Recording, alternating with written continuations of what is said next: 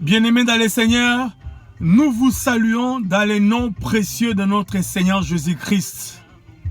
Nous venons à travers les supports et canaux digitaux du Centre évangélique La Bannière Nantes pour répondre à notre rendez-vous de chaque lundi, dénommé Parole d'encouragement. Ce matin, du 23 novembre 2020, nous allons réfléchir autour d'un thème que nous avons intitulé « À partir de rien, Dieu accomplit tout ». À partir de rien, Dieu accomplit tout. Prions le Seigneur. Adonai, nous te rendons grâce pour ce matin du 23 novembre. Nous te recommandons ces moments que nous voulons partager dans ta parole, par ta parole et avec ta parole. Nous voulons, oh Dieu, que tu bénisses quelqu'un qui me suit ce matin et que tu fasses du bien dans nos vies à travers toute la semaine. Fais-nous du bien par ta parole, sanctifie nos vies et sanctifie les canaux par lesquels tu veux te servir ce matin pour atteindre quelqu'un par ta parole. Que toute la gloire te revienne au nom de Jésus. Amen. Bien-aimés, ce matin, nous allons ensemble réfléchir autour de ce thème. À partir de rien, Dieu accomplit tout. Nous allons considérer un texte dans 2 Rois, chapitre 7, verset 3 et le verset 6. Nous allons prendre ces 2 versets à cause du temps.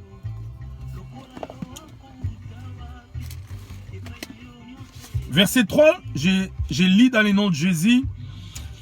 Il y avait à l'entrée de la porte 4 lépreux qui se dirent l'un à l'autre: quoi, resterons-nous ici jusqu'à ce que nous mourions? Verset 6.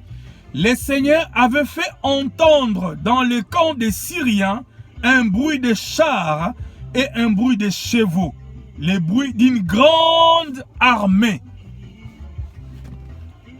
Bien-aimés, mettons ce texte dans son contexte. Ici, nous nous trouvons dans la période où Israël était divisé en deux, le royaume du Nord et le royaume du Sud. Ici, nous sommes dans le cas du royaume du Nord, avec capitale la Samarie. Dans cette période de l'histoire, la Samarie était assiégée par l'armée syrienne avec son roi. À telle enseigne que dans la ville, le peuple était dans le comble du malheur. Ils étaient dans une souffrance qui n'a pas dit son nom. Alors que Israël pleurait, Dieu va leur annoncer la bonne nouvelle du salut à travers son prophète Élisée dans le verset 1er du chapitre 7. Mais comment cela allait se passer? C'est ce que nous voulons ensemble développer. De rien, à partir de rien, Dieu accomplit tout. Qu'est-ce qui se passe? La lecture que nous venons de faire nous projette sur les 4 lépreux. Alors que la famine régnait dans la ville, il y avait 4 lépreux qui étaient en dehors de la ville ou à la porte de la ville. Pourquoi? Parce qu'ils étaient lépreux. La lèpre, à l'époque, était symbole de la malédiction ou du châtiment de Dieu. Donc, le lépreux était considéré comme des hommes laissés pour compte, des hommes inutiles, des personnes sans valeur. C'était des personnes sur qui on ne pouvait même pas compter. Bien sûr, physiquement, ils étaient malades à cause de la lèpre. Donc, ils n'avaient pas la force physique et on ne pouvait pas s'appuyer sur eux. Mais, ils étaient aussi, au-delà de cela, des hommes exclus de la société. Ils étaient exclus.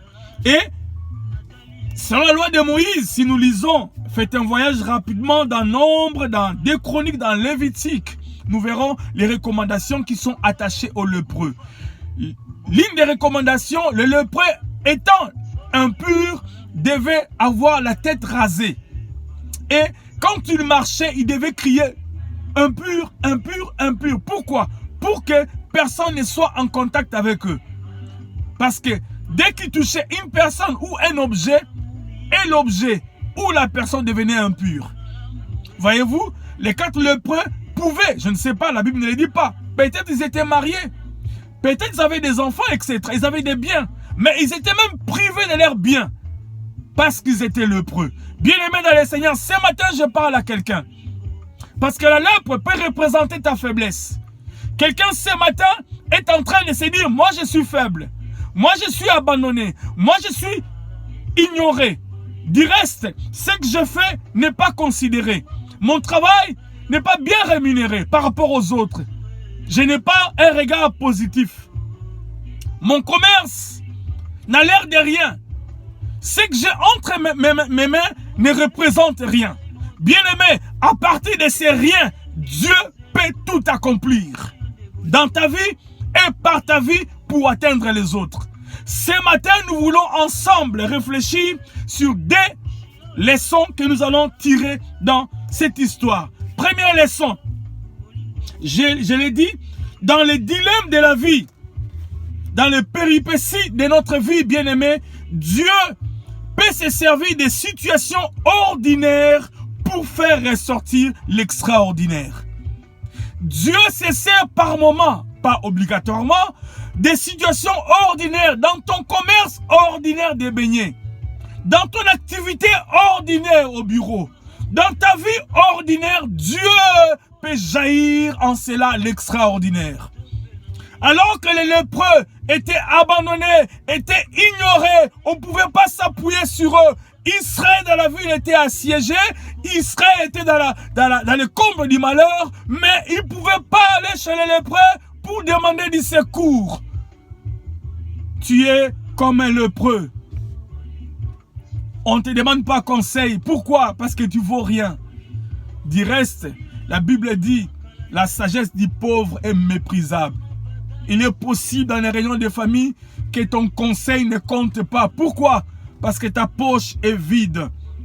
Ce matin, je voudrais t'encourager et tout au long de la semaine, que tu sois motivé à cause de cette parole qui t'arrose. Que Dieu par toi, Dieu à travers ce que tu fais, Dieu à travers ce que tu as, qui semble être rien, peut accomplir de grandes choses. Alors que les lépreux étaient abandonnés, ils ont résolu d'aller vers les Syriens pour leur compte, afin de sauver leur vie de la famine. Mais la Bible dit au verset 6, alors qu'ils marchaient, Dieu a fait entendre dans le camp de l'ennemi le bruit de chars et d'une grande armée. Il faisait quoi? Il marchait de manière ordinaire. Ce qu'il faisait d'habitude, du reste, il marche titubant, il marche fatigué, il marche clopin. Pourquoi? Parce qu'ils étaient malades physiquement. Donc, il ne faisait pas quelque chose d'extraordinaire. Il faisait quelque chose de simple, d'ordinaire. Mais à travers cet acte ordinaire, Dieu a fait sortir l'extraordinaire. À travers ton travail ordinaire, à travers ton mariage ordinaire, à travers tes enfants ordinaires, à travers ta vie ordinaire, Dieu peut faire sortir l'extraordinaire pour ta bénédiction et aussi à travers toi pour atteindre les autres. Dieu s'est servi de cela pour pouvoir accorder les saluts dans la ville. Parce que plus tard, vous allez le lire vous-même à la maison à cause du temps. Quand les Syriens sont partis, ils ont tout laissé. Et les biens qu'ils ont laissés a répondu à la parole que Dieu avait annoncée par le prophète Élisée dans le verset 1er. Et cette bénédiction a béni tout Israël. Comment? À travers le lépreux. Bien-aimés, je disais première leçon, dans les dilemmes de la vie, Dieu peut se servir des situations ordinaires pour faire ressortir l'extraordinaire. Si des fois nous regardons les choses du point de vue de Dieu, notre lecture de la vie va logiquement changer. Deuxième leçon, nous sommes dans Joël chapitre 3 verset 10, une déclaration que nous répétons régulièrement. La déclaration est celle-ci. Souvent nous disons que le faible dit je suis fort. Le contexte de cette déclaration est que Israël était en captivité à Babylone. Le peuple de Dieu était en captivité dans le comble du malheur, dans la souffrance, dans les déboires. Le peuple était désespéré. Et Dieu va leur annoncer le salut. Je ne parle pas de manière eschatologique. Je prends juste le contexte pour comprendre en fait la pensée que je voudrais émettre ce matin. Dieu va leur annoncer le salut à travers le prophète Joël en disant que faible que vous êtes, dites-vous que je suis fort. Que le faible dit je suis fort. Comment? À travers des simples outils du jardinage qu'avait le peuple d'Israël. Parce qu'ils n'avaient pas des armes.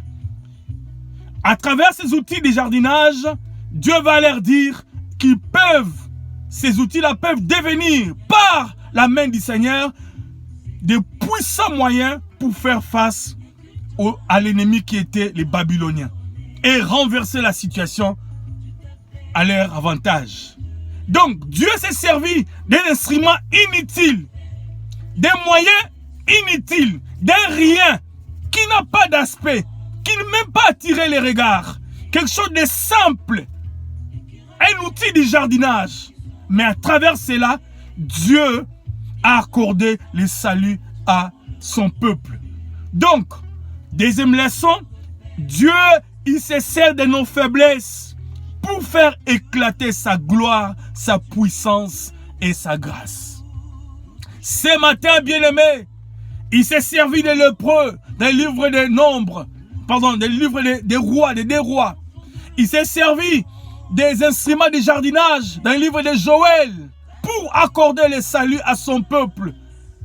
De la même manière, Dieu veut se servir de toi, faible que tu es, ou de ce que tu as entre tes mains qui semble être faible. Un peu d'argent, je n'ai pas beaucoup, c'est tout ce que j'ai, oui. Tout ce que tu as là, Dieu peut se servir de ça pour pouvoir t'accorder l'extraordinaire. N'est-ce pas, il a dit dans sa parole, ne néglige pas le faible commencement. Et il dira à son serviteur, juste une paume de main, mais va vite annoncer la pluie au roi. Dites-lui de pouvoir monter sur son cheval et d'aller vite. Pourquoi? Parce que la pluie va tomber. Mais qu'est-ce qu'Élie avait? Qu'est-ce que son serviteur avait? Juste une paume de main qui n'avait aucun reflet, aucun éclat. Mais à travers ces riens, Dieu a accordé une grande pluie après une sécheresse de 3 ans et demi en Israël. Voyez-vous, bien-aimés, Dieu se sert des fois des choses inutiles, des personnes inutiles que tu es, que je suis, pour pouvoir communiquer la gloire, non seulement en nous, mais aussi à travers nous. Qu'est-ce que tu es ce matin? Un instrument de jardinage. Qu'est-ce que tu as, pardon? Un instrument de jardinage? Ou qu'est-ce que tu es? Un lépreux?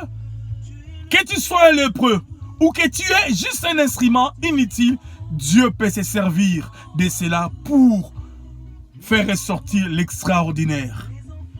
Dieu, bien-aimé dans le Seigneur, ce matin et pour toute la semaine, nous devons retenir cela, qu'à travers des situations ordinaires, Dieu peut faire ressortir l'extraordinaire. Il se sert de nos faiblesses pour faire éclater sa gloire, sa puissance et sa grâce. Israël a obtenu gain de cause à travers le lépreux. Ici aussi, Israël a obtenu la victoire en face des Babyloniens à travers les instruments du jardinage. Ce matin,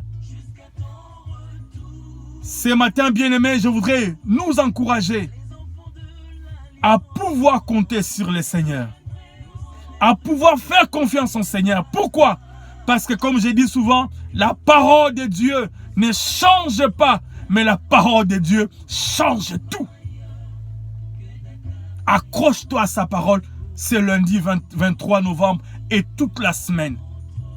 Fais ce que tu fais, qui n'a peut-être rien d'éclat, mais Dieu, à travers cela, va faire ressortir l'extraordinaire. Utilise ce que tu as, qui n'a rien, mais Dieu, à travers cela, peut accomplir de grandes choses pour toi, par toi. Et nous tous, nous allons être des bénéficiaires. Que Dieu bénisse son peuple ce matin et que toute la semaine de chacun de nous soit arrosée de sa grâce dans le nom de Jésus-Christ. Amen. Bonne semaine.